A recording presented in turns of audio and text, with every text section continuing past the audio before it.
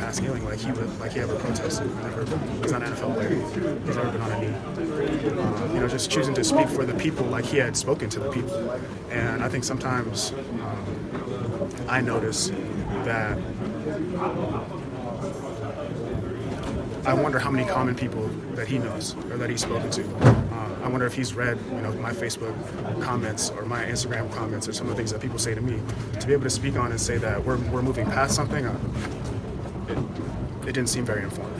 To sit across from billionaires and talk about issues and why they should be important and why the NFL should be highlighting them, I think having somebody like Jay-Z who can add to that conversation and who does these things on a daily basis, has a history of doing those things, helps us as players to have an ally like that. So I'm looking forward to seeing what that turns into. All right, mixed bag on the movement here. Malcolm Jenkins is supporting Jay-Z's partnership with the NFL. Meanwhile, Kenny Stills, who's been very outspoken about his displeasure with Dolphins team owner Stephen Ross for hosting a rally for President Trump, yeah, he's not having it. Jay-Z receiving plenty of criticism for doing this deal. Dominique, I'll start with you. Does Jay-Z deserve the benefit of the doubt here? Absolutely not. And so, there's room for criticism for everybody in this situation, but Jay-Z doesn't deserve the benefit of the doubt. No one deserves the benefit of the doubt because what he's claiming here is that he's going to step into the breach and take over as leader of this movement. Essentially, that's what he's trying to say by suggesting that we're past kneeling. That's fine if the details of the agreement are out.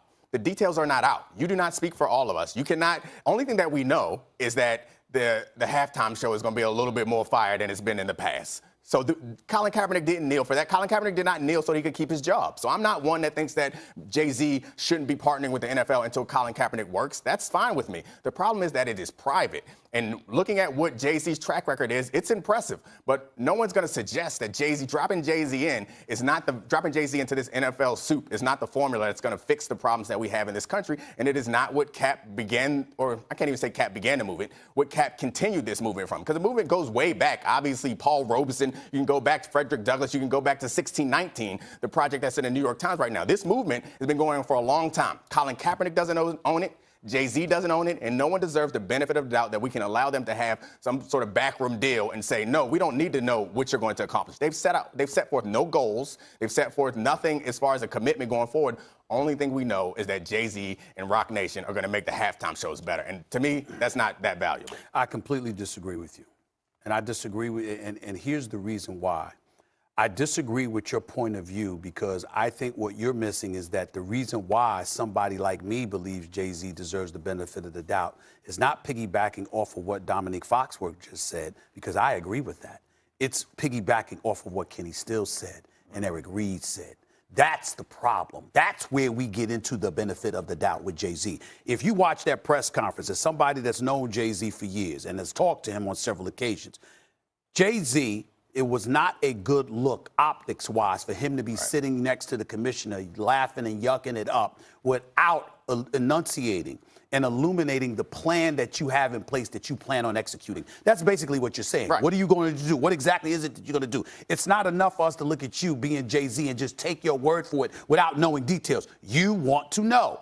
I think that's incredibly reasonable. I got no issue with that. But don't tell me that Jay-Z does not deserve the benefit of the doubt when we got guys like Eric Reid alluding to him being a sellout, or Kenny Stills literally with a straight face saying, I wonder how many common or regular people he speak to. You got to be kidding me. Excuse me, why don't you come to New York? Why don't you, a lot of people hang out at 4040. I have been one that was there religiously on many occasions for years ago, of course. Jay-Z always raps to a whole bunch of people. A lot of people from his crew are ordinary, quote, common people. What the hell does that mean? And see, this is the problem that we have in this community, and I know you can speak to this, Dominique.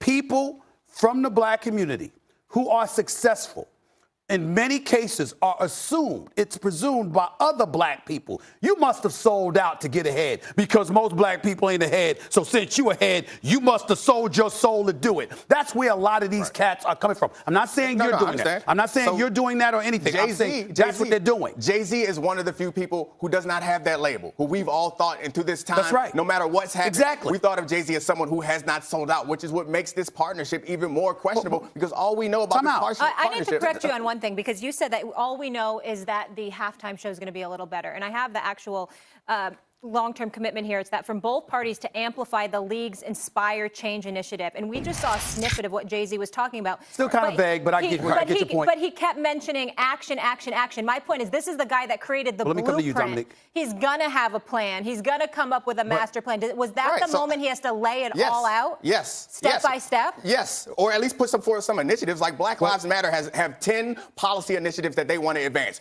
Grab one of those and tell us in 5 years or in 10 years we're going to accomplish that. I'm sure he's going to do that. Hold on. I don't think that he deserves that benefit of the doubt. You can go. Hold on. Okay. Dominic, listen, let me chime in here. I'm going to tell you why I disagree with you.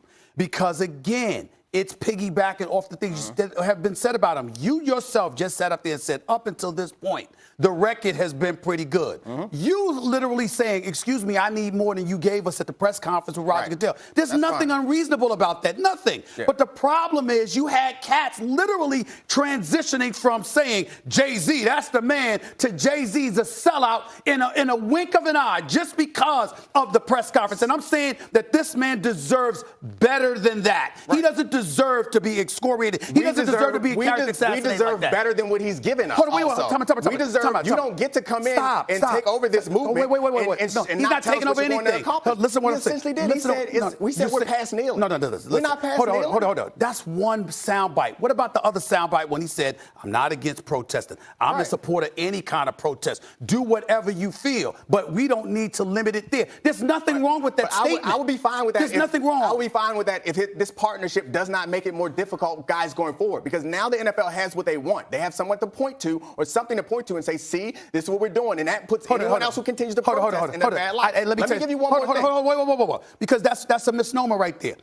If Dominique Foxworth had a press conference, knowing you the way that I do, all right. If Dominique Foxworth had a press conference with Roger Goodell, and Roger Goodell and Dominique were sitting there laughing it up, would I like that look? No. But I know one thing I would do. Man, I want to see this brother in that back room with those owners. Because Dominique is not going to sit up there amongst those owners and just sit silently while the things that have been happening in the past continue to happen. Oh, he's going to say something. Jay-Z doesn't deserve the benefit of the doubt in that regard? I've been in those rooms, and I was elected to lead the Players Association. No one selected Jay-Z to do this. And I want to bring up this other point. Just across the river in Brooklyn, I read Carrie Cadet's piece in Washington Post. She pointed out that Jay-Z went on as a part owner of the Nets for like 0.1% of that. And a lot of the black community was upset about building Barclays in that area. And Jay-Z's face and his campaign allowed the black people in that community to understand that Barclays was going to do right by them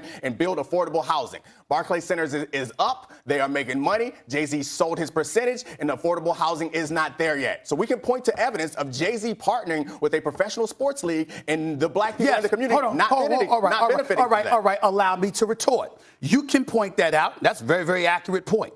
But the flip side to it is that he also talked about job creation. He also talked about people being employed. And if you looked at Atlantic Avenue and you looked at that spot that was at the Barclays Center and you looked at the absence of businesses that were in existence and how it was struggling, and then you see it now, it's buzzing significantly more. So what I'm trying to say to you is that while that is still a goal that should be pursued, let's not act like the Barclays Center's existence didn't benefit a lot of the people in Brooklyn, New York. It did benefit a lot of people. I'm not saying that what he did was a complete loss, but I'm saying for the black community in that area, what he provided was cover. And I could see this happening again. I don't believe Jay-Z to be malicious. I don't believe that he's trying to sell out. I believe that he fully plans on accomplishing some things, but you can't lay him out. We can't trust we don't lay him out. So we agree. I'm not on the side of Kenny Stills or anyone who's saying, that's all I'm saying. Anyone who's saying like Cat needs to have a job, but I do think that Jay-Z, if he's going to take he needs to be a bit more transparent. He needs to be a bit more transparent. Frederick Douglass, he needs to be John a bit. Brown. He's going to continue this mantle. Jay-Z needs to be a bit more transparent